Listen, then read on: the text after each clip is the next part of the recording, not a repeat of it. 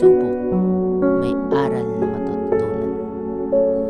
Bukas ay sisikat, pag-asa'y mananaig. Sa bawat pagbagsak, may lakas na bumangon. Tiwala sa sarili, huwag mong kalimutan. Ang pag-asa'y ilaw sa daang madilim.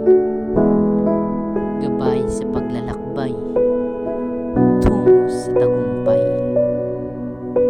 Sa bawat ngiti, may pag-asang nakatago. Sa bawat yakap, may lakas na bumubuo. Ang pag-asa'y regalo sa ating buhay. Pahalagahan nito, huwag mong pabayaan. Kaya, huwag kang mawala ng pag-asa. Sa bawat araw, may bagong